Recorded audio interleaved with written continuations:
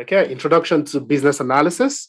The goal here today is to be able to get that introduction, understand what business analysis is, understand who a business analyst is, lay the foundation, but as much as possible, try to speak more to practical items rather than just theoretical version and all of this. Some of this content has been picked from different sources, from different materials from IBA, the BCS, and the rest of them, and I'll be explaining them as well, not just the theory, but also from the place of my own experience doing these things also. So let's dive in.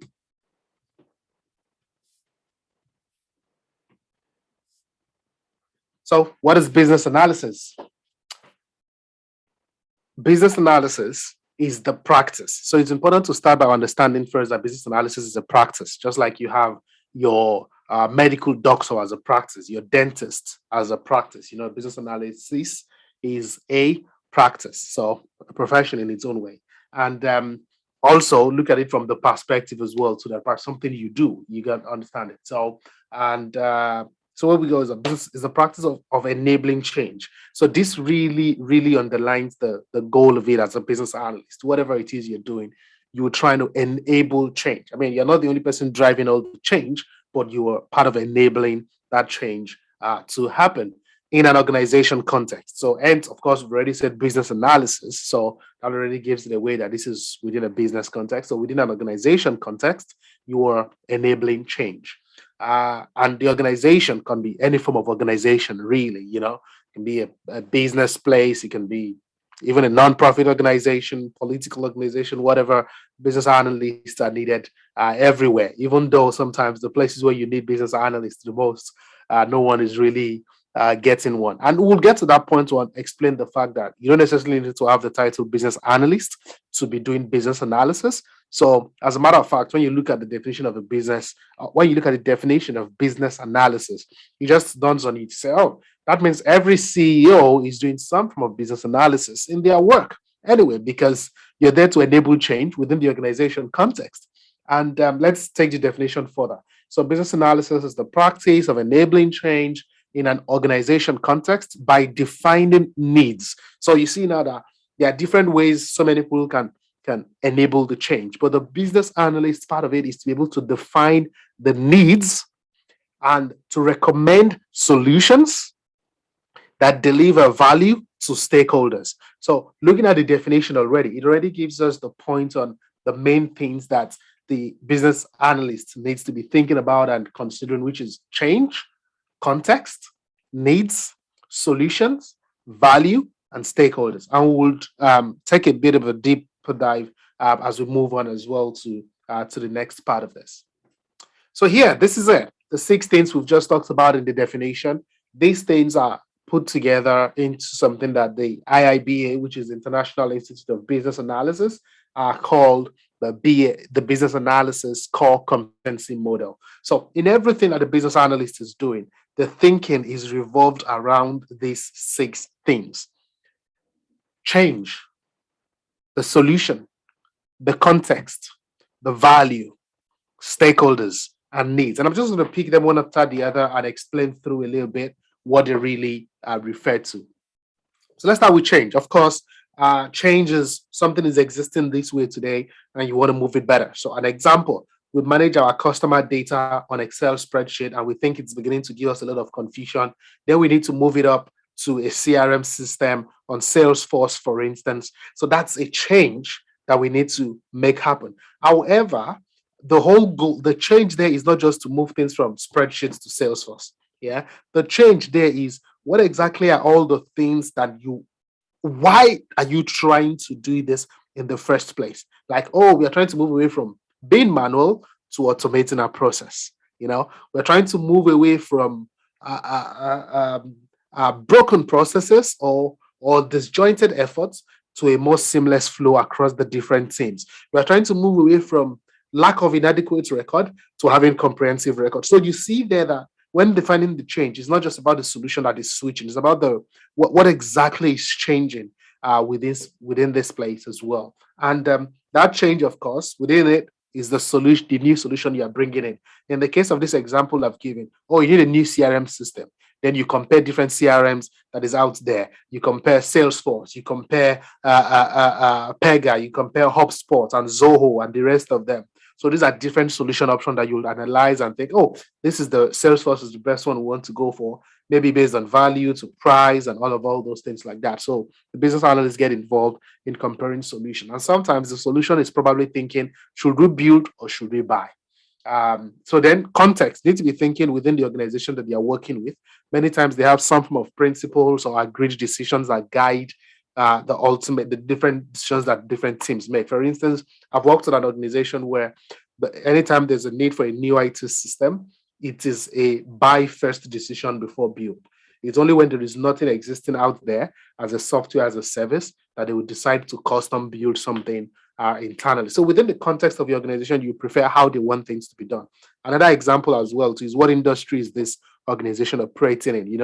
I was speaking with someone the other day, one of the people that were part of our previous set, we're talking about this. I think the ERP system, and we mentioned a particular ERP system as like, oh, this is the ERP system that is being used across mainly most social impact organization. So that particular system, for instance, has been built for that environment. So if someone else is working in a different industry, that might not apply. So the context helps you to understand, and the context really is loaded because you also start thinking about things around culture and all the people and how much the organization have to spend on this and how many people is working on the project. So all those things will shape a lot of your decisions and directions that you take as you go on. Then value, whatever it is you're delivering, there just must be a value for that change. What is the value of moving away from being manual to being automated? We need to be able to pinpoint that value. Is there a financial value to the company? Is there a brand value? Is there an efficiency value to the team and all that? And this value should not just be seen in isolation. It is the value to the stakeholders. So the question is, who are your stakeholders?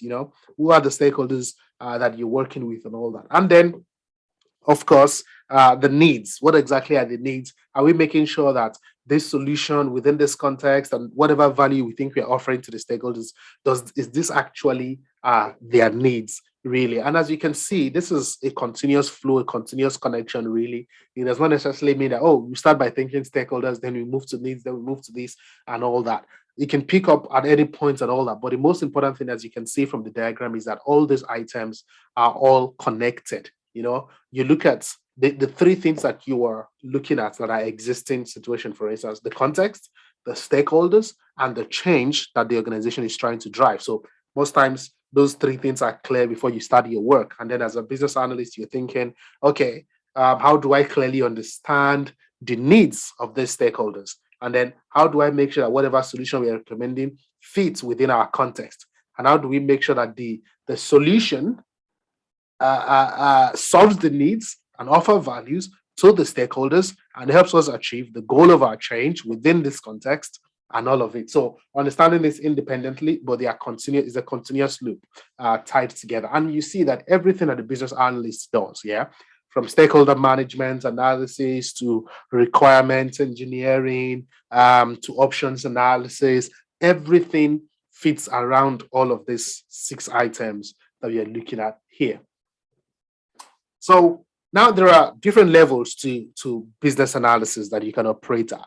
So as a in business analysis, it can happen at the enterprise level where you have like more senior executives working on the enterprise level. And sometimes you can have a business analyst also working at that level, whether it's holding that title or not. Sometimes at the enterprise level, the person who seems to do the role of business analysis the most, it's a position popularly known as chief of staff. Chief of staff to the CEO, chief of staff to C-level executives, because they are much more involved in the nitty-gritty, trying to clarify everything that the organization is trying to do at that level. So, and next to enterprise there is looking at organizations. Like, what's the difference between enterprise and organization? Well, the whole idea is enterprise is pretty much a larger organization that have organizations within it, and it doesn't necessarily mean larger in terms of 100,000 people or 50,000 people and all that. But as long as you have like different independent organizations all working together within one company, then you can be looking at the company at an enterprise level. In fact, it can be 200 people, but if you have like, let's say 30 here, 40 here, 50 here, where they all have their own different focus. And those different teams could be like different product teams that manage their own P&L, profit and loss, and all that. And everybody tied together under this one banner of the company being the enterprise. So BA as at enterprise level is looking at how everything that is done affects all those different organizations or different brands within the company and the rest. And they also be at the organization level as well too, which at enterprise level, you're thinking a lot of corporate strategy that affects everybody. At organization level, you're thinking a lot about business strategy that affects our own business units. And sometimes you get to also manage strategic projects at those points. But more often than not, it's more high level of what the organization is trying to do. So it's not necessarily one project or two projects or three projects. It's about how everything ties together when BAs are working at the enterprise and organization level. And like I said, most times it's more strategy related. And then you have the BAs that work at operational level as well. And it's not all BAs that is all about project. There are BAs that manage what we call BAU, which is business as usual. So they work on things that are just, I mean, like for instance, BAs who work on business intelligence reporting. For instance, the system is live, everybody's using it, so we're running regular reports from it. That's like an operational item. For instance, you can have a BA.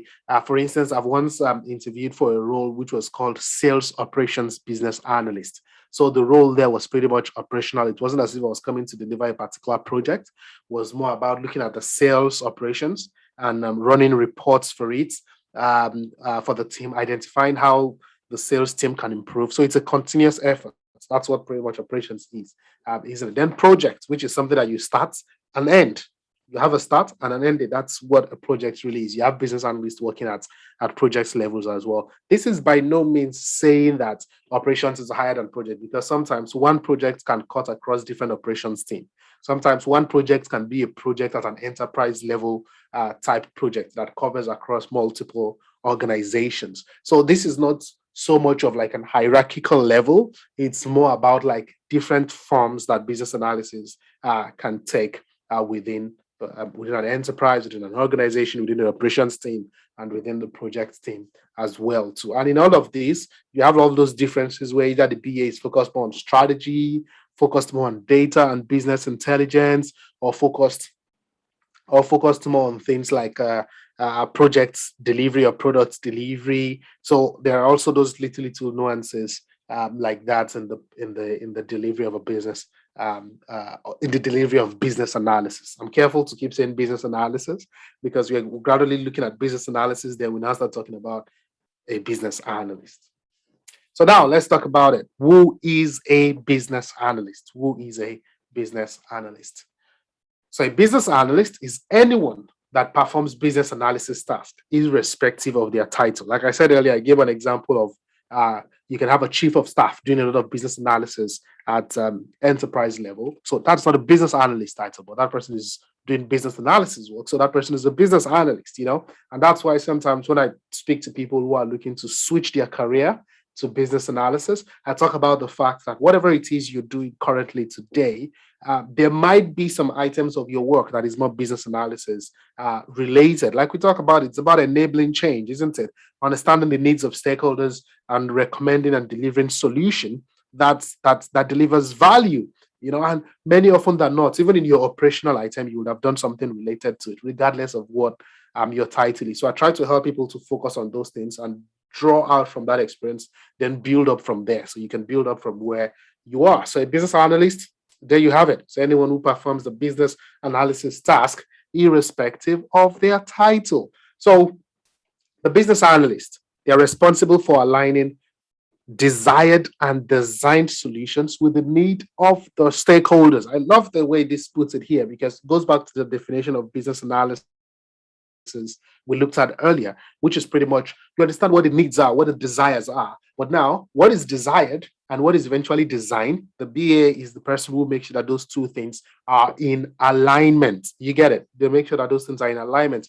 Before, many times when you have projects where you don't have like a business analyst either in title or in function on the project, you just have people who are like, oh, you want Like we gave the example from the beginning. Oh, you want to switch from spreadsheet to Salesforce, right? Okay, we're going to buy subscribe to Salesforce, and then we're going to start moving your data and those things like that. And then you begin to wonder, um, what should have been the data model for that?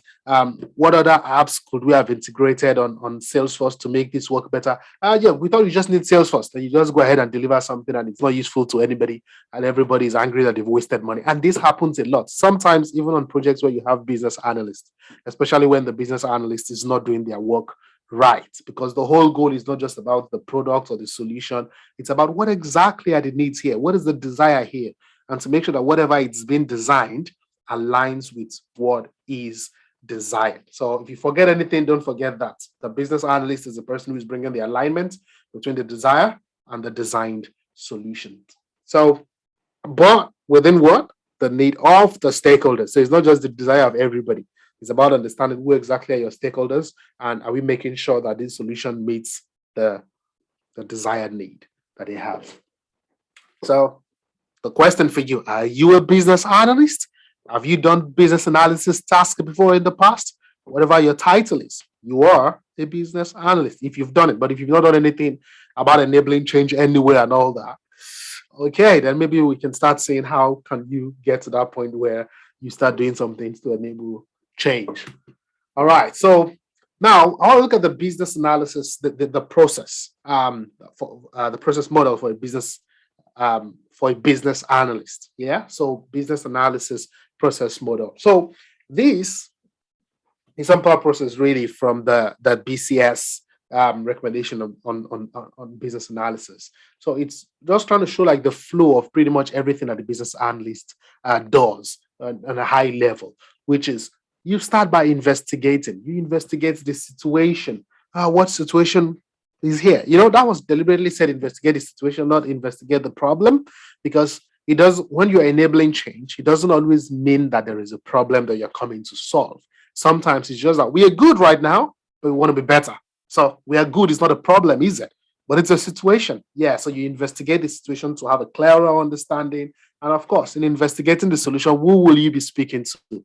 The stakeholders. You're trying to understand their needs, trying to understand their challenges, trying to understand what they desire, or what has been discussed, what has been tried before in the past, all of those. And then you use a lot of investigation techniques. You have interviews, you have surveys, you have observations. So observation is like you just go and sit down close to people while they are doing their work, and just observe what it is that they are doing, and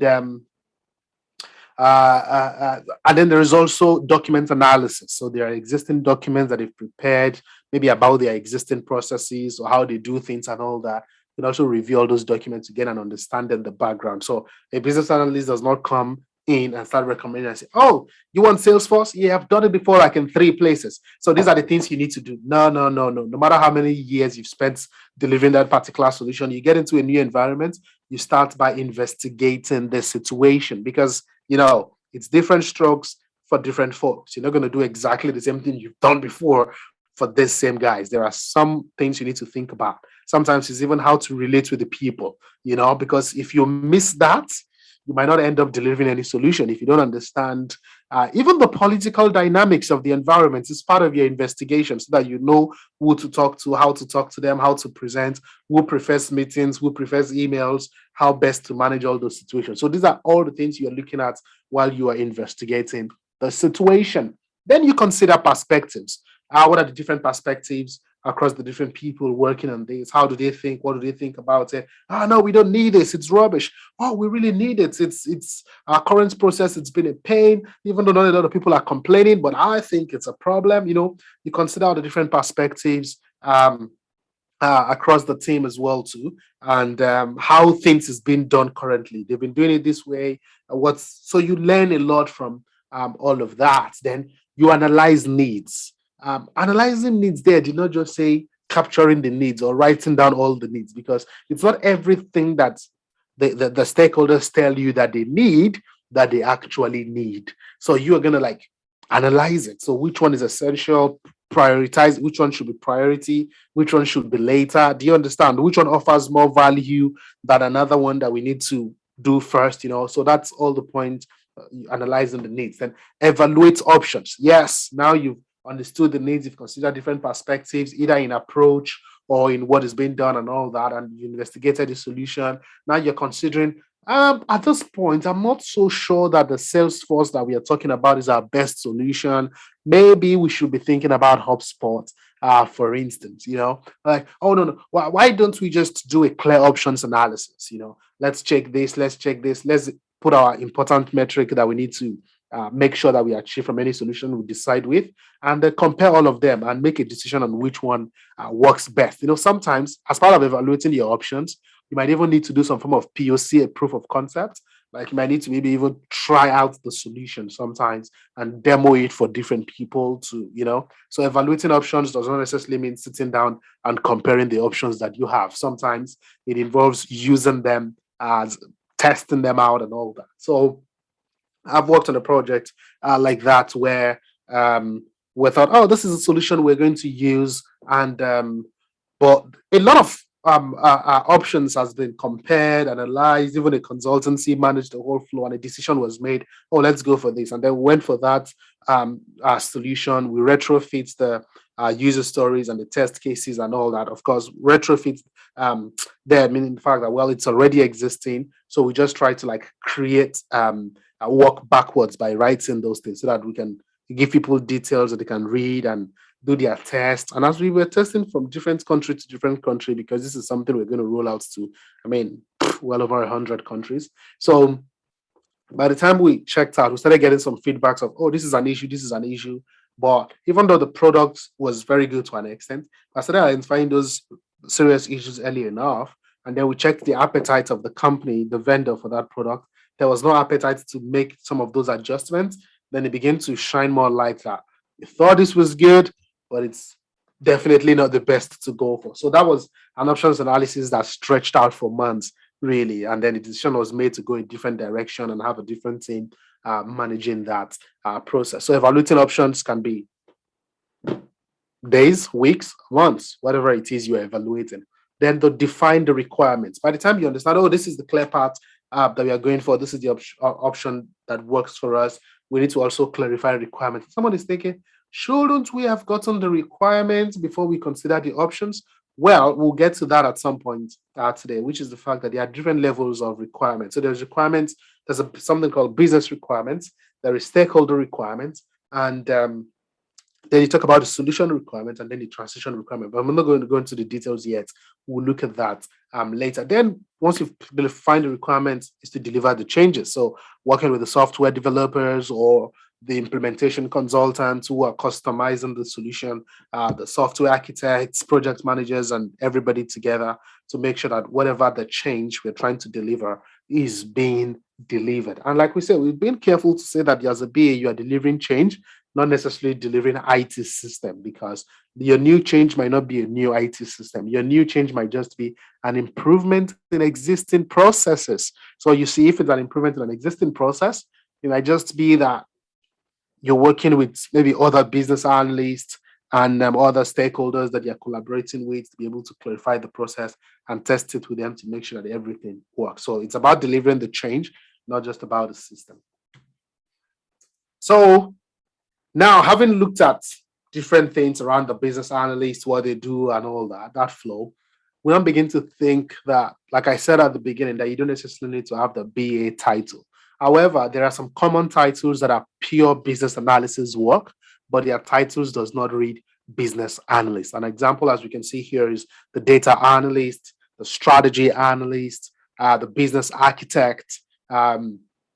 So the data analyst is clear, working with data, isn't it? And data analysts can take different form as well. So the data analyst can be more focused on data modeling, data architecture type thing, or the data analyst is more focused about running business intelligence reports, MI, and the rest of it. And then the strategy analyst, as the name implies as well, it's pretty much more working on strategy for the organization, like shaping strategy, defining strategy. I've worked a lot in that direction. I'm a strategy analyst, worked on organizations where I facilitate, I organize the annual retreats, facilitate it, clarify our OKRs, how do we measure performance across the different business units, what exactly is the organization driving for this year, reviewing different strategy across the organization, our growth strategy, our human capital strategy, and the rest of it, and those different business units as well. So I kind of like facilitate a lot of sessions with them as well, strategy workshops. So I've worked extensively as a strategy analyst, and I've also worked well as a data analyst. I was much more focused around data modeling, creating the data models, which is called enterprise relationship diagrams, and the rest of it. So the business architect as well too. So the business architect is somewhat a kind of role that sometimes operate more at like an enterprise or organization level. So it's a lot of so at the business architect level, you're not just thinking about a project or something. You're thinking about an organization wide type thing. How does different things relate together? The same way your real estate architect is thinking about not just the diagram of lines and boxes of how the house is going to look, but how everything needs to fit together. The same way the business architect is thinking about how all our different processes and all our different systems fit together within the organization. Then we have roles like the product analyst as well. So it's more like a business analyst working on a product, so to say. And then business systems analyst is already telling us there that this is a business analyst that is focused on IT systems. Yeah. So that is the business systems analyst. Is pretty much used when it's more IT system focused, but the title business analyst is still much more common because at the end of the day, the business analyst is going to think about systems, we think about process, we think about strategy, we think about data. So it's just always safe when the title business analyst is just used. That's why it's still more popular, really, than many of the things on the list. Then we have the management consultants as well. So the management consultant, what many of the management consultants working with consultancies do for their clients is like what the business analyst is doing for the company where they are working, so to say. So a B is more or less like an internal consultant, so to say. And there are some of these consultancies out there that many of them anyway, they use business analyst as like an entry title, even though BA does not necessarily mean an entry role, really. So in their context, sometimes these like graduate roles come in as business analyst, then after some years they become consultants and things like that. But thinking of it from the side of the industry, the pathway is mostly like, oh, a junior BA, a BA, a senior BA, a lead BA, principal BA, and the rest. But it's always still business analyst because sometimes it's a bit awkward, really, when you're working within a company and then your label is consultant. It's like, are you an employee or an external consultant? So that's why titles like business analyst is just continuously used regardless of the level. Then you have the requirements engineer. So don't let the engineer there confuse it. Say, okay, this is more engineering stuff. So the term requirements engineering is because you look at it, you've talked about requirements a little bit in some of the conversation we've had. It's about documenting the requirement that our solution needs to meet or that our stakeholders needs to get, things like that. So the requirements engineer is pretty much involved in that requirement elicitation, requirement analysis, requirement documentation, requirement verification process. So it just pretty much gives that deep focus that this is a business analyst that is 100% focused on getting our requirements right. And then it's not commonly used like a business analyst as well, too, anyway. And then you have the product owner. So the product owner title is something that is becoming more popular with the advent of Agile. Of course, the whole concept around Agile has been around for quite a while. We will have some sessions where we'll talk about introduction to Agile, into how the Agile Manifesto was written some 20 years ago and all that. And one of the Agile frameworks, because there are multiple of them, one of them being Scrum, is recommend like the different titles within a delivery team should be Scrum Master, a product owner, and then the development team. So everybody forming the development team. But the way the product owner function has been described, it speaks so much to what the way the product owner function has been described, it speaks so much to what the BAs already do. So you get a lot of organizations today where they just call the title product owner and they employ business analysts as product owners. But there are still some companies that still use that product owner as a hierarchy thing because Agile recommends that product owner should have authority, not just saying, oh, what do you want? And then the person, of course, needs to still ask the customers, internal or external, what they want and capture it. But that person has that authority over what is delivered and what is not delivered. And we'll talk about that as well when we start looking at comparing a projectized delivery to a productized delivery. Then we'll be looking at some things about waterfall versus Agile. So we're talking about what's the real difference between a product owner and the business analyst role, but very popular. And I mean, big organizations, companies like Barclays, for instance, employs their BAs as product owners. So yeah, let's talk a little about some opportunities out there for the business analyst role. And we'll be seeing some things in this list. So some of the things being like the different companies hiring business analysts, the different pay for business analysts, and the rest of it as well. So as we can see here, that's business analysts, RS Components. RS Components is an organization that they sell electrical and electronics parts. Really, so it's a very large organization. So they get business analysts because they need digital solutions that they build. Anyway, and the lead business analyst, I mentioned that you see those kind of hierarchy, those things I talked about here. By company, the restaurant group, I don't know that, but maybe they're actually a restaurant, or maybe that's a name, I don't know. And then you have the senior business analyst with Oxley. I think Oxley, not so sure who they are, but maybe recruitment, or I think it's a recruitment agency. So that's another thing, because the recruitment business is really large in the UK here. So a lot of the roles you see sometimes are going straight to recruitment agencies who will now streamline the CV before sending it off to the client that is engaging people for that role. And business analysis being one of the roles that is in high demand, because of course there is change almost every now and then, and you need more business analysts as well. And if you look at this, you can see here that this is LinkedIn. And when I did this search, business analyst jobs within the last 1 month, 9,854 have been advertised. You see, so quite a lot. And you can also see that in a business analyst search, even LinkedIn in their own search algorithm recognize roles like senior consultants as a business analyst role. And that is why it is appearing here, because the description and the definition here fits what business analysts are pretty much doing. Then you have technical business analyst. When you see a technical business analyst, it depends on the organization. The level of the degree of being technical might vary from place to place, but on the extreme level of it, of being a technical business analyst, sometimes they are looking for people who have been software developers before. That is, if we are speaking about a software project, who understands the whole technical things around software to come be the business analyst. And that happens a lot as well. So you have some developers switching their roles to become BAs, stay away from development, and that knowledge also helps as well. But in some cases, when they say technical business analyst, they're just trying to emphasize that this business analyst will be working on an IT system and will be speaking with developers. Yeah, because there are business analysts sometimes that are speaking with business teams and they don't really have engagements with the developers. And someone is thinking, how does that really happen? What happens is a company outsource their software development.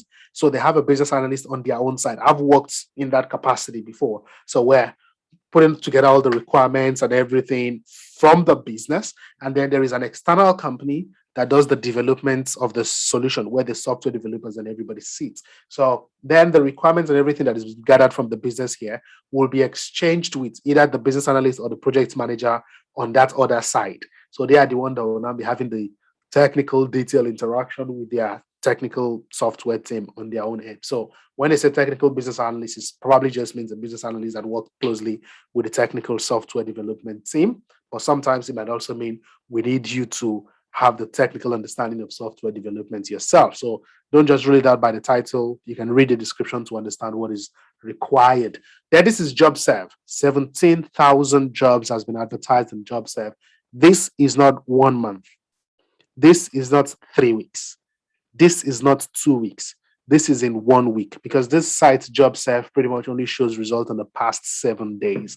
So within 7 days, 17,000 business analyst jobs were advertised, because JobServe is pretty much more focused on IT roles. So a lot of recruiters is like a preferred point where they list their stuff. So that's why you have this much there. And you can see ranging from different ranges in the salaries from 45K. There's a business analyst role for 80,000 pounds per annum. And you can see a business analyst for 400 to 450 pounds per day as well. And you can also see, this is interesting, business analyst / project manager. And that's why when I do training on business analysis, I try to also make sure I do training on project management, because I believe that if you're a good business analyst, you should be able to be a project manager. And before you think, companies that are slashing this, maybe they don't want to pay money, that's what they're doing. No, it's really, really common. As a matter of fact, I've seen that with companies as big as Apple, where they slashed the role, business analyst and the project manager. So sometimes it's because the project is not so much of a big one that you now have some two different people working together in it. But as a business analyst, if you're already managing the conversation with the stakeholders and all that, why won't you just add planning the delivery of your work and getting the budgets for it? And then that's it. You've combined your business analysis and your project management together. I've held that role before, combining. I came into the role as a business analyst. Within a few months, the project manager left. I took over the role as a project manager and the business analyst, ran that for a few months as the PM, then engaged other business analysts. Then I now switched just being the project manager fully in that capacity. And it was exciting combining both roles really when I did it, but until when I could not handle it because that was quite a big a big project. So that's also some other ways that business analysis role will pop up. So, and let's move up to Glassdoor. Glassdoor, this was also searched in 1 month, and over 11,000 business analyst jobs were advertised on Glassdoor within 1 month. And as you can see, different ways that business analyst roles are described: a senior business analyst, an IT business analyst. And you can also see here, we mentioned earlier, the strategy analyst as well. And you can even see roles like finance analyst and finance business analyst popping up within the business analyst advert. And someone is thinking, is that right, really? Yes, it depends. If that finance analyst is working related, sometimes maybe a finance analyst working with project team, so pretty much managing the project finance and things like that. And sometimes the finance business analyst is just referring to a business analyst that is working on a finance project. So don't think that every time finance business analyst is written is somebody that is actually looking at financial reports and the like. Sometimes it is pretty much working on the finance project. But of course, if you have to work on a finance project, you will have to do some of those numbers. So as part of my project that I worked on at some point when I was BAPM with that organization, I as part of it was pretty much an ERP and a CRM system we're delivering there. One very important part of it was the financial report and payments processing and the rest of it. So I did a lot of interaction with the finance team, even though I was not strictly a finance business analyst because there was different modules to that solution. But that was a key component to what I delivered at that time. So a lot of interaction that I needed to understand different things, like cost code and expense code. So it was like a finance orientation for me during that time. And that's why sometimes when you see roles like finance business analyst, they want people that have some form of finance background so that you can understand it when the accountants and the finance managers and the CFOs are talking to you about their needs. Because I must confess, when I had that particular stuff, that it was a bit of a stretch. Like, yeah, having a conversation in this direction today, it feels like it's going a different direction tomorrow. But even though it was that bit of a stretch, it was an exciting ride eventually, and I loved it and I enjoyed the experience that I got from it, managing that project in that capacity as part of my larger role, finance business analysis. So that's it. And then let's look at Read. Read. I can't remember how long this was because it's not showing on the screen if it's within a month or a week or so, but I think it was within a month. 15, because I tried to, since the month is like the generic stuff, I tried to do month, but job serve would only show you the last 7 days. So that's why that's there. So I think this Read is also in the last 1 month, 15,000 jobs advertised here in the last 1 month as well. So, and as you can see, this particular one is even looking for 2 business analysts, and they'll be reporting to a senior business analyst. So you can see what I was saying there with some of those hierarchy and things like that. So as you can see, this slide is just to really show us 2 things here: that there is a high and a huge demand for business analysts. So that way, don't be afraid that will you get a job or won't you get a job or something. So there's a large demand, and to also show the different organizations and to also show like differences in the role and things like that. And as you can see, the different organizations hiring, we can't see the organizations in JobServe, but we looked at the ones on LinkedIn, and on Glassdoor, you can see M&M Direct, Indeed Flex, Matter of Software, which is pretty much software from their name, really. And then Just Eat. I mean, you should be familiar with Just Eat, the startup company delivering food. So pretty much a digital technology company anyway. So Lowell Group, Centrica, Hallmark. No, no, I don't know so many of these names here. I know this company, BJSS. It's a BJSS. I think there's some form of a consultancy, plays a lot of talents, delivering for a lot of government projects that those guys work on as well. So different organizations hiring, different range of salaries that you can see for business analysts, both a mix of contract and permanent here. And the demand is huge. So what are you doing? Start getting ready, start learning more. And even the sky is not the limit.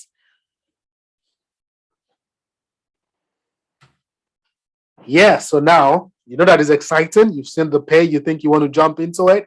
Then the question is, what are the skills you need to be able to do this work? What are the skills you need to be able to take on this role? Let's look at the skills. Let's start by looking at the fact that there's a skill competencies. This from the BCS, try to group the skill competencies as personal qualities, business knowledge, and professional techniques. So now you are thinking that so even if I've not worked as a business analyst, I could have gotten some of the personal qualities. Yes, you can.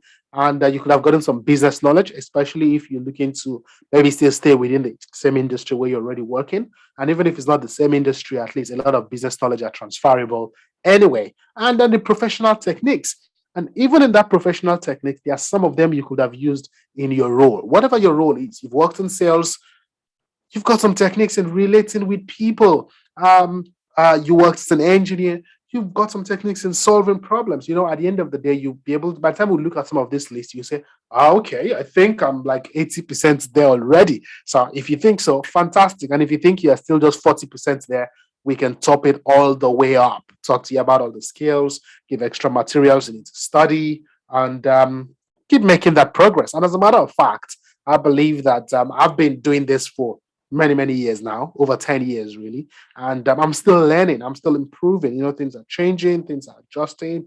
So I have to keep learning. So let's move on. So now let's look at the personal qualities that a business analyst need to have. Very importantly, communication. As you've seen in all what I've been talking about today, relating with stakeholders, understanding their needs, you know, putting together the requirements and all that. All this is involved communication, both face-to-face communication. I mean, oral or written communication, whatever it is, it needs to be clear. You can't be, oh, I don't really like talking to a lot of people. Then maybe it's time for you to just go learn software development and sit down and start writing codes. That you don't need to talk to a lot of people. Probably need to talk to the BA and your immediate team alone. Yeah. So, but now that is not in any way saying that all developers are introverted or something. It's just talking about the fact that there you can still dodge it to an extent. Or you can be a business analyst if you don't really like talking to people. If you want to be a business analyst, focus on the data side where you just sit down and run reports and send out to people and things like that. And even at that, you still need to communicate with people. So this is like a skill that everybody pretty much needs to succeed, isn't it? Then influencing, you need to be able to influence people to do the right thing because sometimes as a business analyst, people will be telling you a need that is rubbish. And you need to be able to influence them to drop the rubbish idea without necessarily telling them that their idea is rubbish. Because as a business analyst, you don't have the authority to tell people yes or no. And even if you have the authority, you don't want to abuse it, isn't it? You don't want to just coerce people or force people. So you need to be able to influence people to go the right path without them feeling like you're pushing them or forcing them. So then, political awareness. I mentioned this briefly earlier because, I mean, the way an environment is. Now, you know, sometimes we define politics as a bad thing within an organization setting, and people are like, this organization is too political. They're too political. Sometimes it's just an abuse of the word political, really, within an organization. You know, understanding the politics of an environment is just trying to say, understand the power dynamics. Who has more influence? Who has more power? Who has more? Do you understand? So if this person is not cooperating, who can you speak to? Without it being like you've reported him or things like that, you know. And it's helping you to understand as well too that sometimes the people who have the most authority sometimes does not necessarily mean the people who have the highest title. Sometimes there are some people who have mastered that art, who have gotten to the right connection, and they can get you the people. Because as a BA, sometimes you're looking for somebody to speak to and to understand their requirements, and they just keep telling you, I'm busy, I'm busy, I'm busy, I'm busy. You need to be able to understand, okay, is there a different way I can get this person into the room? Maybe there's somebody else you speak to who can tell you, do you mind? And that person can put them out in it, and then that would work better. Is there a way? How do you think you can best relate to that person to influence them to do what you want? So these are all the things that are loaded under political awareness. It's just about understanding your context, really, and how things operate, and make sure that you plug in without, of course, you're not there to cheat anyone. You're not there to go over anyone's head, or trying to victimize anybody in that environment. That's not the essence here. It's just to understand it and use your understanding for what is good. So then analytical and critical thinking. Of course, we cannot overemphasize that. I don't even know if there is any role that one can really do without analytical and critical thinking. Even roles sometimes that might sound monotonous, like, oh, maybe customer center, people just call you on the phone and everything you need to tell them is already on the screen. You just check it and do it for them and all that. You still need critical thinking, because there are some curveballs. There are times that people will call you and ask you things that is not written down. How are you going to manage it? There are times that people will call you and then they are angry, and how are you going to manage it? So you need to be able to think critically through and think fast with people, any role really. But within business analysis, if you need this at level 5, in other roles within business analysis, you need it level 10. Why? Because you are the guy that is trying, or you are the girl that is trying to imagine a solution that is not existing. I need to be able to make sure that everything fits together. The other day, I was writing out some use cases and scenarios of what can happen concerning the solution, and I spent like 3 hours writing it. And it got to a point I was having a headache. I was like thinking through, like trying to see into the future and make sure that there's something in consulting called MECE, MECE, which says mutually exclusive and collectively exhaustive. So what that means is that in this your list, you don't have duplicates, and in this your list, everything that needs to be there is there. Mutually exclusive, that means everything you've listed is independent. Collectively exhaustive, that means everything together gives a sum total of the full information. And that is one thing you need to like think and think and think through. That, okay, is this covered? Oh no, this should not be under this. This should go under this category, and a lot of that. So there's a lot of thinking that needs to be done as a business analyst. Then attention to detail. Oops. I wish I can like talk about attention to detail like 10 times, because really you need to be able to hear even not only the detail that people have provided to you, but even what they have not said. That's like one thing that differentiates star BAs from I don't know what other BA there is. I mean, I only like to recognize the stars.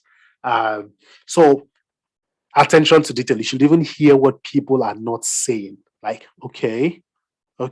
So from the tone of your voice, did you mean that this is something that is more essential, or this is something that we can leave till later? You see that what I just pulled there now. The person did not say this is important or this is less. You are the one that have to put it back to them. No, from the tone of your voice, what exactly are you trying to communicate here? Is this that is not just detail to what the person have said, but detail to even the body language and the tone and everything. So you need to be able to pay attention to detail, because just one thing that you can miss sometimes from what someone has said, and it can take because you are more or less like giving direction to everybody building the solution at the end of the day, because the designers will get all these things from you to design, the developers will get all these things from you to develop, the testers will get their test script from what you've written and all that. So imagine if you've missed one very, very crucial thing. We're just going to get to the day one to, let's test the product. And it's like, no, this is not what we wanted. How come this is missing? And they're like, yeah, that's what the BA told us. And the BA said, oh, but that's what you told me. Like, yeah, but I was giving the signal when I mentioned that example, or when I compared it to this particular thing. Didn't you see that it's supposed to cover it? So just little thing you miss out can cause a lot of trouble, and you don't want to be that BA that has cost the company £500,000, and they still need to go back and deliver the solution again. So please pay attention to detail. And so men, because there's a popular joke and all that men, when they are listening to their wives, that they don't hear half what you say. If you're one of those men that doesn't listen to their wife, hey, start making sure you get that full training to listen to every little detail from now on. Because the idea is that you listen to all the detail and you need to summarize it back. And you need to make sure that your summary covers everything. So I want to keep talking about that on and on and on, but let's leave it and move on. So leadership. Yeah, leadership is not about position. So leadership is about being able to give the clarity, the direction, the vision, and all that. So as a BA, that is very, very essential. You need to be able to lead yourself. You need to be able to, even if you don't have the position or the authority to lead a team, you need to be able to give that leadership in terms of direction for goals and vision and things like that, based on what you've captured from the team as well. Then professional development. If you're not somebody that is giving yourself too much reading, for instance, even though you say you've understood all the techniques and everything, you need to be able to keep understanding changes in technology. You know, what is AWS? What is Azure? What is Google Cloud Platform, GCP? You need to be able to understand all these things that are coming up to you, or what's DevOps, what is microservices. So all those things are changing. Even though you are not the developer working on those solutions, it helps for you to be able to improve your understanding in all these areas as well. Oh, now we are moving away from just being a Scrum team to working within a scaled agile framework. What does scaled agile framework mean? You need to study it, learn on your own, read, register for courses, be part of communities where you can learn from other people as well too. So you have to keep developing yourself. If not, you might not be able to do your best work as a business analyst. Then problem solving. This really sums it up. You're here to solve a problem every time, anytime, all day. So keep finding the problems, keep solving it, keep enabling the change, and keep making sure that whatever change you're enabling is delivering, is bringing a solution that delivers value to stakeholders. So business knowledge. I will not. So the business knowledge. Let's look at business finance. So we made some example about finance, and we looked at all those available roles earlier. So business finance. Even though it's not about becoming a financial accountant yourself, but it's having some understanding to a good level. You're going to bring in even if as little as things around your returns on investment, net present value. You need to be able to understand this really, because sometimes you'll be working with the project manager on the project budget as well too. You need to, and sometimes you're trying to estimate the benefits of this project, and you need to be able to understand how does this have impact on our finance here and there. So business finance, you need to have some very background knowledge in it and begin to improve on it as well too in your work. Then business case development. This is one very essential part. What's a business case? A business case is you're trying to tell us why it is important for us to do a particular thing we want to do. So the business case is like the proposal to sell the change to the company. They're like, okay, this is it. This is why it's important, and this is all we'll get from it. So that and the business case is, it's not just a document that somebody sits down and you just write what you think and all that. It involves a lot of analytical and critical and even creative thinking in capturing your business case. So there are even some business analysts that could just take this as like a focus area that they're just good at writing business case, and that's it. And business case is not just something you do on project or you do across organization anyway. That's why it's captured as a business knowledge here and not necessarily the professional techniques. Then the domain knowledge. If you're working in insurance, you need to understand what insurance is. If you're working in banking, you need to understand what banking is. That's why a lot of time, many of these roles will say that they want somebody who have had experience working in that industry, in pharmacy, in health, in insurance, in banking, and the rest of it. So that's why sometimes I try to encourage people that if they're already working with a particular industry and they're trying to become a business analyst, if they love the industry, if it's not an industry that they terribly hate, you can start.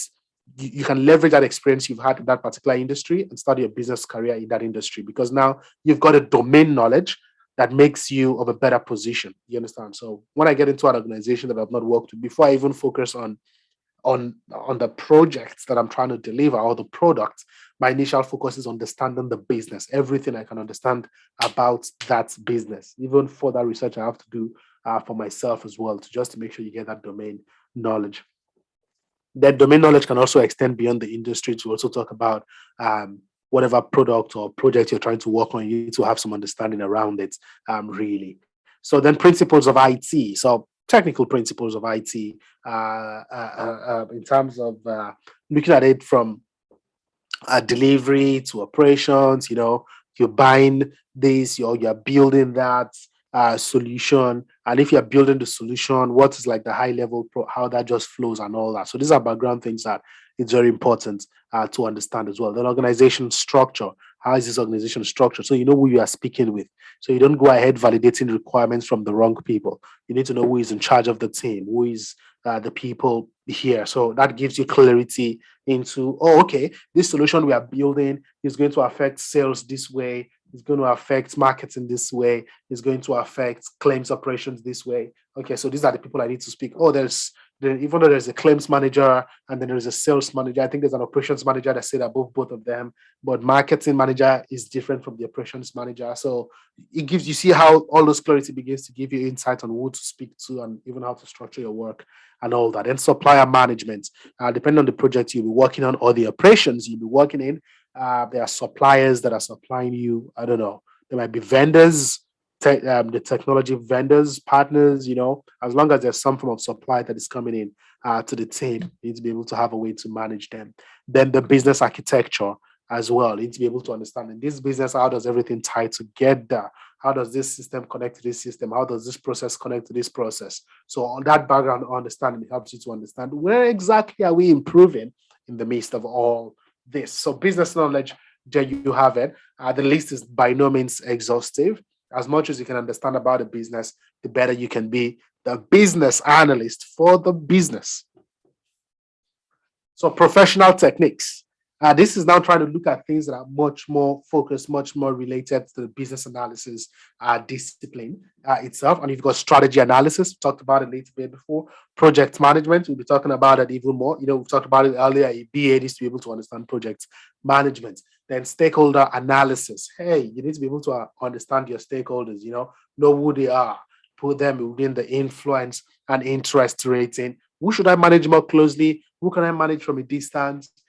Things like that. So understanding stakeholder analysis. So also, who is responsible for what? Who should I consult for what?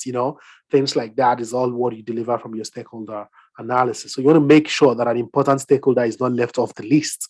Because if an important stakeholder is left off the list, that can become a future problem. Because I spoke to people, I got all the requirements. Someone's like, oh, you didn't speak to sales? I was like, yeah, but sales is not going to use the system. Or someone says, oh, but sales needs to extract this report from what you've done. So how are they going to extract the reports if you've not gotten clarity on the kind of reports they need from you? I was like, oh, but I spoke to no. You've not gotten your stakeholder clearly.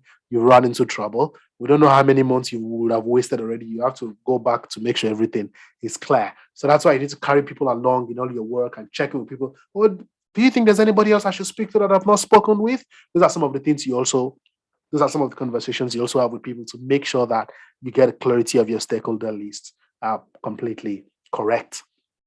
So investigation techniques. So this is talking about things about what are you investigating? Maybe during when you're putting together your requirements or even initial investigation. I mentioned this earlier, things like survey, things like interviews.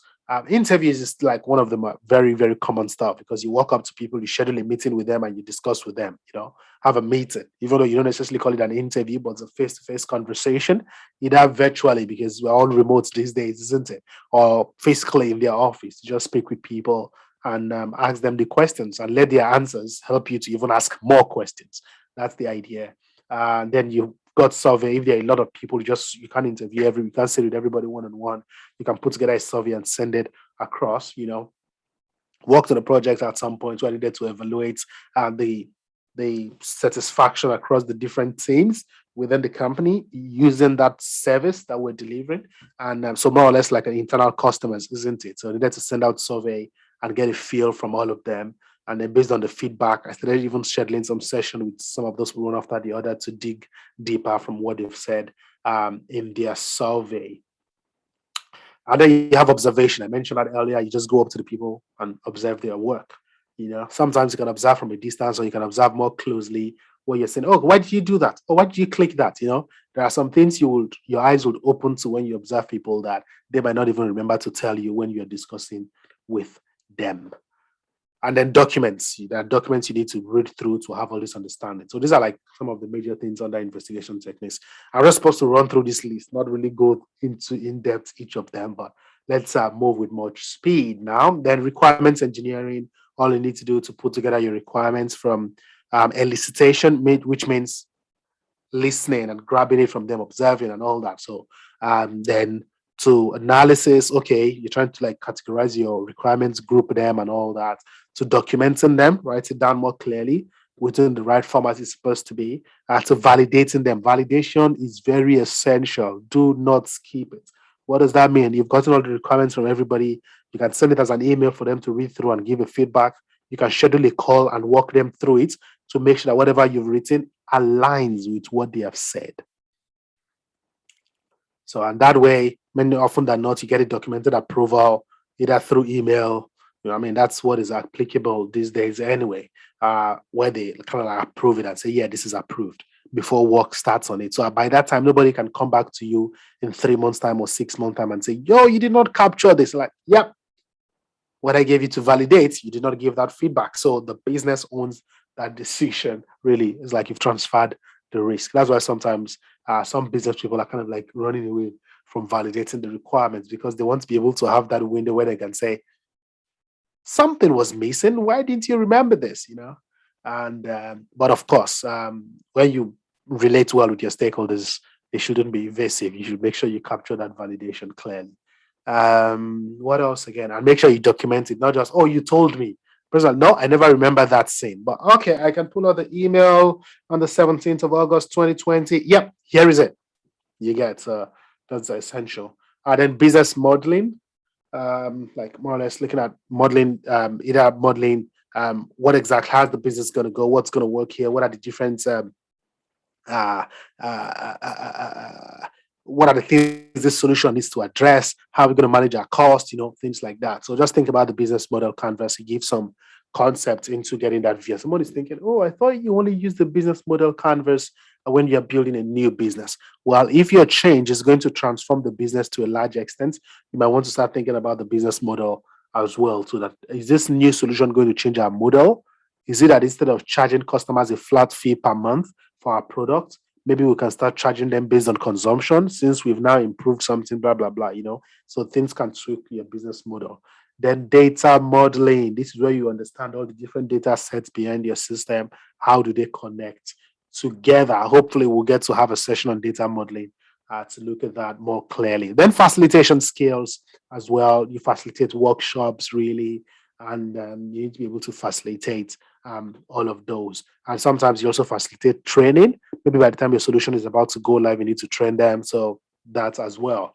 Then portfolio management. So BAs sometimes work at portfolio level. Portfolio level is where you're just looking at managing the investment that goes into your multiple programs and projects. Then benefits management. Mentioned that briefly earlier. You need to be able to that involves clearly documenting from the beginning what benefits is this project or this new change going to deliver for us, and being able to manage it to say, how do you evaluate it after this has gone live to make sure that we achieved those benefits? And like this is also not an exhaustive list. As we go on, we'll be diving deeper and talking about a lot of other things that are techniques for business analysts. So these are like your tools, your sword, your armory, really, your shield and everything. This is like part of it. So BA knowledge areas and techniques. So now why I fused these together really is that from the IIBA, the International Institute of Business Analysis, they group all the things that business analysts do into knowledge areas, and they have 6 of them. Then they now break down those knowledge areas into tasks, and then the different techniques that you use in achieving those tasks within those knowledge areas. But trying to simplify things here, I've tried to look at the knowledge areas broadly. That I've gone to the BCS content and say, oh, they've just broken things out mainly like a techniques and like the flow and all that. So just look at the areas and then we move on to look at the techniques. And these things are related. You can kind of like regroup them and match them to themselves, really. But I decided to touch on both of them just to give us a bit of diversified knowledge.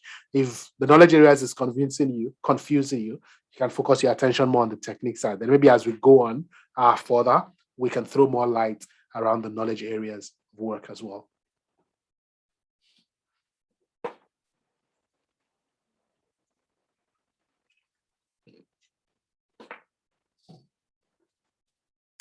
Yeah, so I decided to start by looking at the business analysis value spectrum because this way it puts everything into perspective for you. And then you can see some form of like high level end to end. Then we can now go a bit deeper into the BA side of it. So it's like, generally speaking, the business analyst So these three things we are looking at here, and we'll look at them later on again, but I decided to bring it up first so that it will put into context some of the things clearly. So there are six knowledge areas, but three of them are listed here, which is strategy analysis, requirement analysis and design definition, then solution evaluation. These are the three areas that business analysts work within more often than not. The other three are items that happens maybe like the senior, the lead BAs are managing those ones. Those happen within the BA organization, really, like for the larger BA team. And each of the BAs have to like do this part by themselves. So strategy analysis, what are you doing? Understand the need, get the clarity of the solution scope. So you don't know what the solution is yet, but what the scope is. Oh, the solution is just supposed to cover our sales records, really, just some CRM system for sales, not necessarily marketing or anything. So it kind of like define that scope early enough. So it gives you that path to now move on to your requirement analysis and design definition. Where you're like, okay, what are the requirements here? We get all the requirements clearly. Then we move on to talking about the design. Someone is thinking design.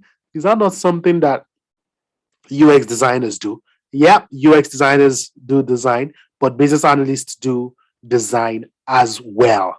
Yeah, so the whole concept around UX design roles and all that are not as old as the concept within with business analysis as well. So sometimes business analysts might be able to manage the entirety of the design, but in some cases where business analysts work with the UX designers, the business analysts work on some form of design, like process models, like the data model. Of course, UX designers don't even work on data model because they are more focused on the front end side of it, like data models, process models, some UML modeling, like use cases and things like that.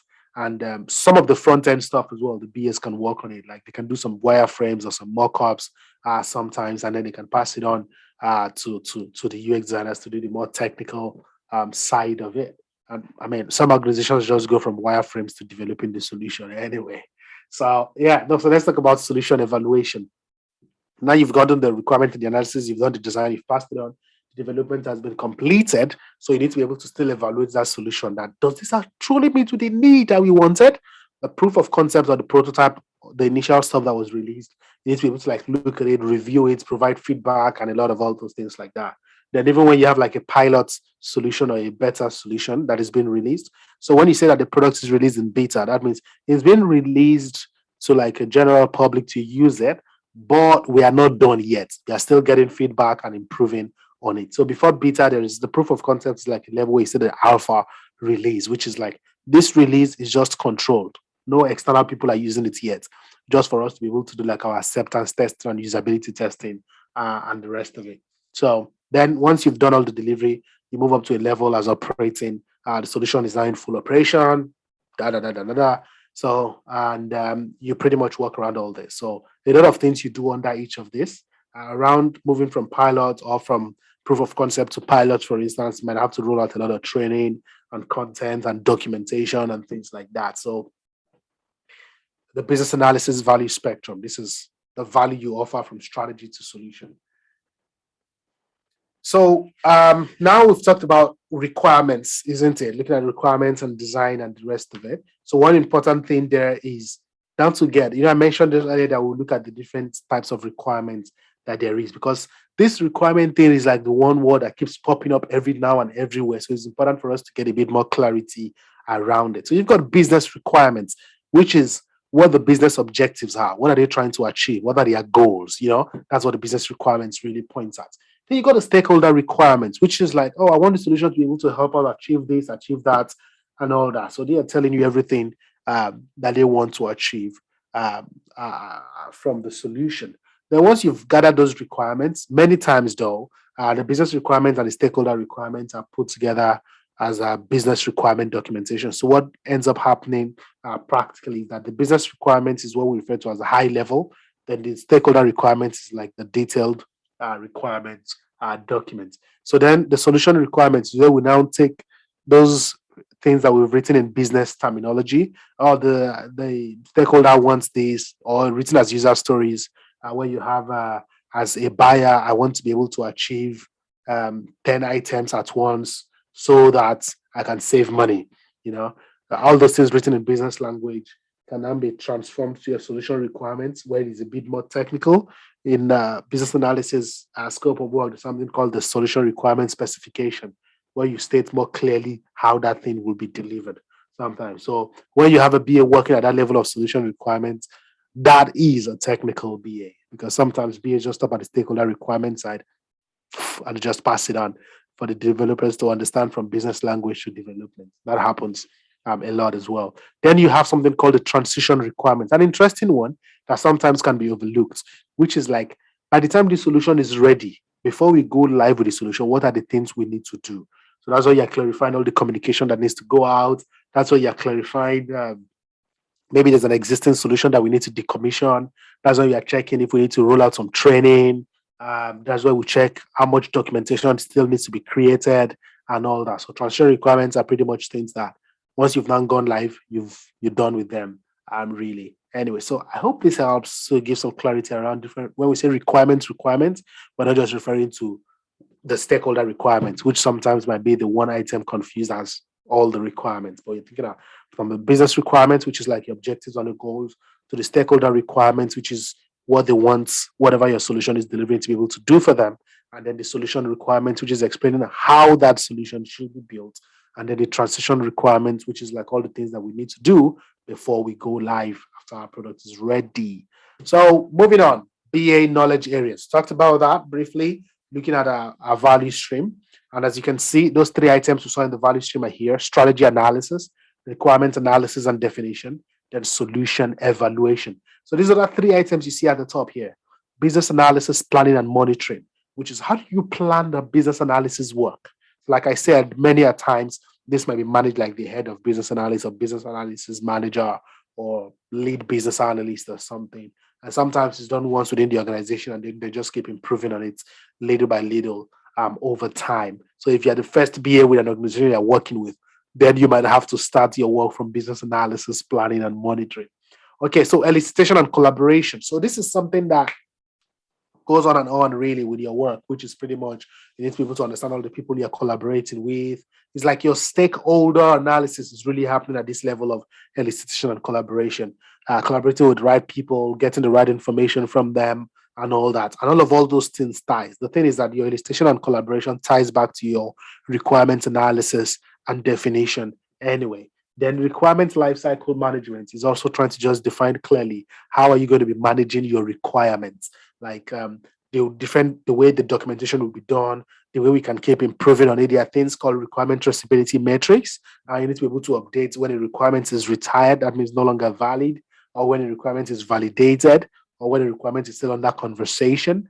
So managing that requirement all through the life of whatever your project or your products that you're delivering is. So making sure that the documentation is proper, you can keep updating and refining as you go on. And we've talked about strategy analysis earlier. We've talked about requirement analysis and definition, and then solution evaluation, which is like solution has been delivered. Let's evaluate if this solution actually met our needs. So now business. Let's also look at it. It's like this is like looking at the flow. Your business analyst. What are the things you do? What's the next thing? What's the next thing? What's the next thing? So this is pretty much picking information from like the BA techniques that we have. So you start with strategy analysis, understand what is strategy, what's the objective, what are we trying to achieve, and all that.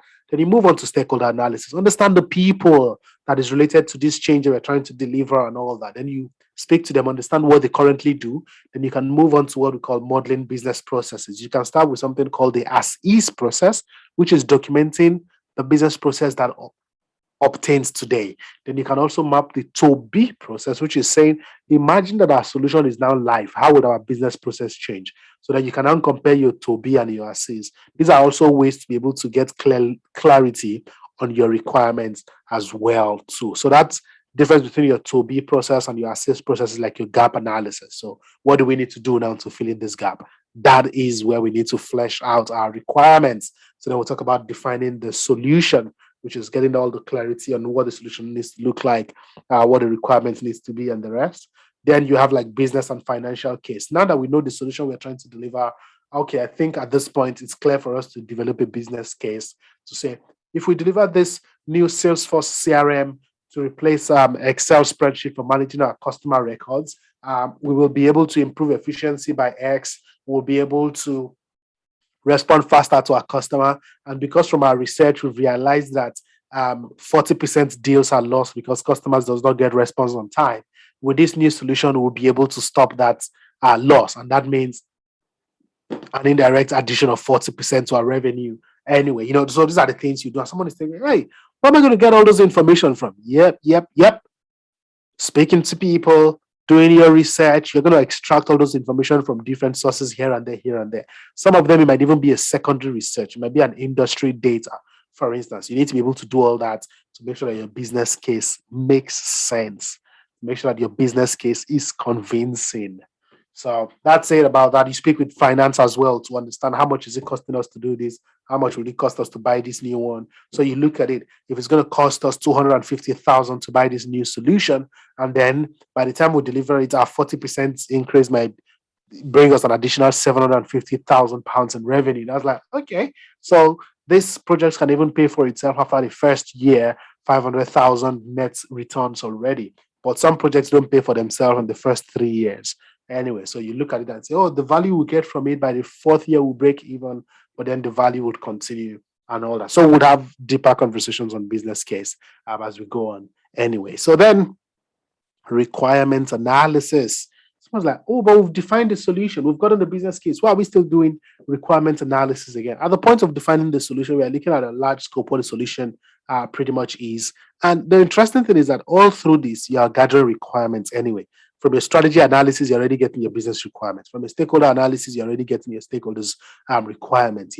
Modeling the business processes, you're already getting some insights into requirements. Defining the solution, you're already having some high-level checklist of what the solution requirements that the solution needs to meet. Your business case is also throwing more light into, for us to be able to achieve this, we need X, we need Y, and all that. Then your requirement analysis is like putting all together what you've learned so far, getting more clarity around them, digging deeper where you need to dig deeper. Then move on to documenting these requirements and managing them properly.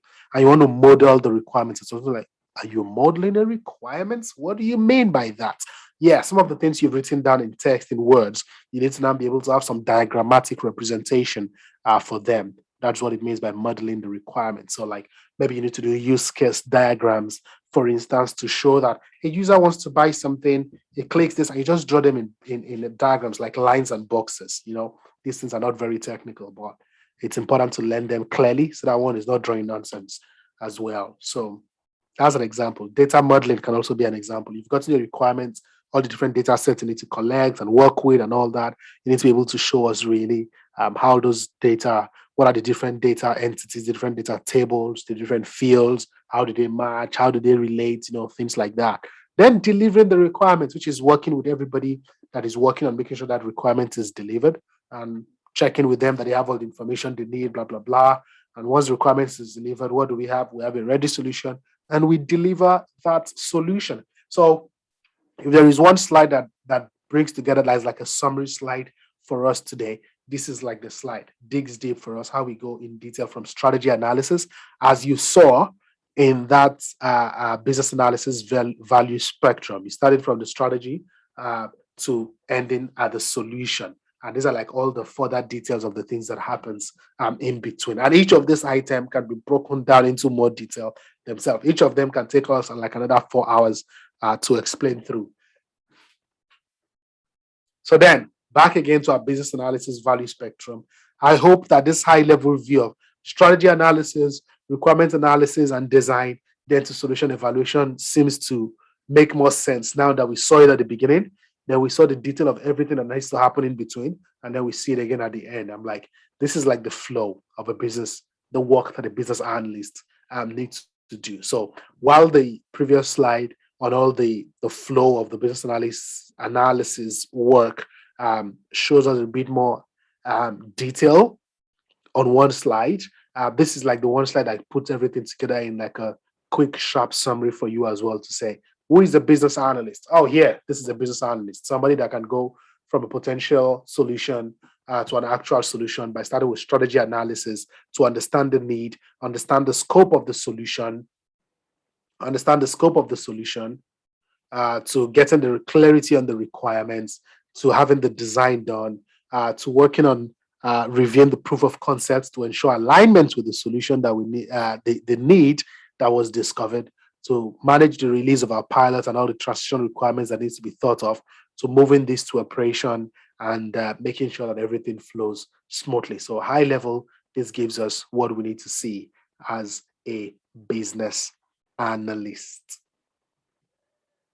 So thank you very much for this week. I hope you've learned a lot from this. And what I'll be expecting to hear is to get questions and questions and questions from this that we've reviewed. And by the time we come back in our next session, I would want to be able to have some practical examples to talk through all of this and give us some high level introduction to what our next week will be much more focused into. So this could have sounded a lot theoretical to us today, but if anything, if there's any area of this that really piques your interest that you're really curious about, I would encourage you do some research, do some additional read up on it, and get your questions ready. I tell you, the best way you're going to learn in this program is for you to always have a lot of questions, because there is so much to cover.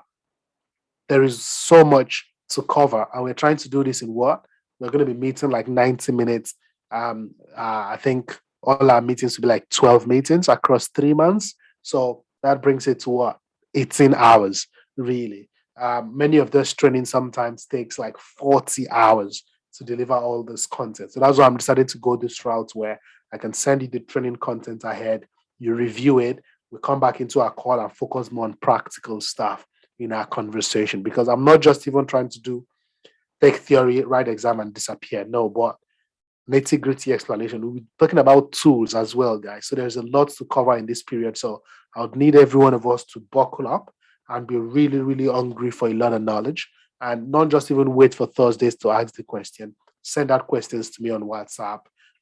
Ask for a call for me to talk you through something. So please, I want to see that drive.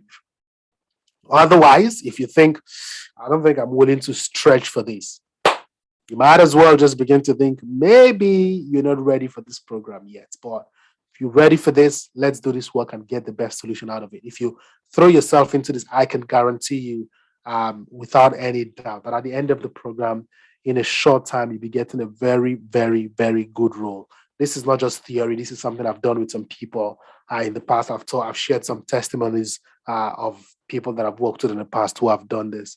Not worked on IT projects before, walk through with me. Some of them are not even full training. Some of them are just personal stuff. I review it, give them stuff to study. They keep coming back, and they themselves keep pushing themselves and studying a lot more. And within a short period of time, boom.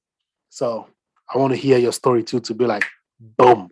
So please throw yourself into this. Thank you very much. Enjoy the rest of your week. Study hard, and let's meet again sometime soon.